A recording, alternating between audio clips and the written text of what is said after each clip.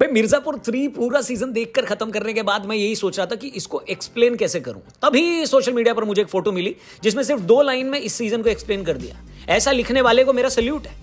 जी हाँ, मतलब इस सीजन को अगर 2 लाइन में एक्सप्लेन करूं तो यही कहूंगा कि 2 सीजन है मीठी खीर, उससे ज्यादा बवासीर। पापा ये बाबा सिर का मतलब क्या होता है? नमस्कार, स्क्रीन वाला देख रहे हैं आप, मैं हूँ रौनक। भाई कोई मुझे सिरदर्द की गोली खिलाओ, कोई नींबू पानी पिलाओ, कुछ नहीं तो कम से कम वो दीदी वाली गोली खिला दो। कौन सी? अश्वगंधा का। मिर्जापुर 3 का पूरा सीजन कल फाइनली खत्म किया। अब इसको मेरी जिंदगी की उन तमाम उपलब्धियों में भी गिना जाना चाहिए जिसके लिए मैंने स्ट्रगल किया है। मतलब 10 एपिसोड की इस कहानी में मुझे पहली बार ऐसा लगा जैसे समय रुक सा गया है, घड़ी की सुइयां चलनी बंद हो गई हैं।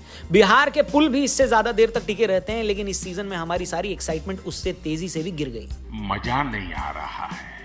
तीसरे एपिसोड के बाद हम इस उम्मीद में बैठे थे कि अखंडा सबकी बैंड बजाएंगे तो मजा आएगा दिखने में, लेकिन इतना इंतजार तो हमको टर्किश आइसक्रीम वाला आइसक्रीम पकड़ाने में नहीं करा था जितना इस सीजन में हमको क्लाइमेक्स पकड़ाने में किया गया है। बहुत बुरे लग रहे। और क्लाइमेक्स भी क्या दोस्त, 10वें एपिसोड पर आते आते हमारे पेशेंस का झोला खाली हो चुका था। वहां दिमाग में बस इतना ही आ रहा था कि मारो एक दूसरे को गोली और खत्म करो यार। एज अ मिर्जापुर फैन मेरे लिए भी ये देखना बहुत शॉकिंग था कि दोस्त 2 सीजन में बनाई इतनी हाइप को इन्होंने कैसे हैंडल किया। इतना तो लिख कर दे सकता हूं कि ये मिर्जापुर फैंडम को डिवाइड करेगी। बात तो सही है। इसको पूरा देखने के बाद मैं इस बात को लिख कर दे सकता हूं कि इस पूरे प्रोडक्ट की जान देवेंदु शर्मा उर्फ मुन्ना भैया ही थे। वो आदमी स्क्रीन पर बस बैठा भी रहे ना तो भी लगता था कि अब कुछ होगा, अब कुछ होगा। थ्रू आउट द सीन अंदर से डर लगा रहता था कि ये बंदा अभी कुछ कांड ना कर दे। 1 लीटर गाली के साथ 2 गोली का प्रिस्क्रिप्शन लिख देने वाले डॉक्टर मुन्ना त्रिपाठी को इस सीजन बहुत ज्यादा मिस किया गया। इस एक कैरेक्टर का इस कहानी में होना क्या इंपैक्ट डालता था वो अगर आपको जानना है तो इसका सीजन 3 जरूर देखना। पूरे मिर्जापुर की जान वो एक कैरेक्टर था जिसको मिर्जापुर के राइटर्स ने मरवा दिया। सोचो अगर वो कैरेक्टर जिंदा होता तो सीजन 3 के एंड में जो हुआ है वहां वो कितना पावरफुल बन के उभरता। जलवा है हमारा। अब ऐसा नहीं था कि इसमें कुछ अलग करने की कोशिश नहीं की गई, लेकिन अलग करने के नाम पर इसने इसके फैंस को भी अलग थलग कर दिया। माने कोनो सेंस है नहीं।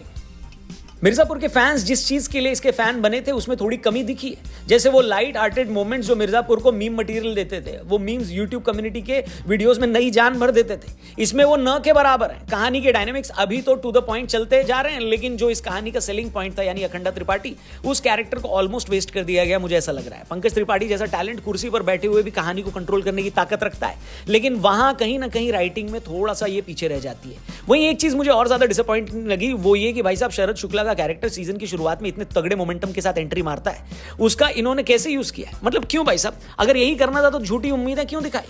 मुन्ना भैया के अलावा इस सीजन में मकबूल को भी हमने मिस किया है। सबसे कम डायलॉग होने के बाद भी इस कैरेक्टर ने अपनी एक अलग पहचान बनाई थी।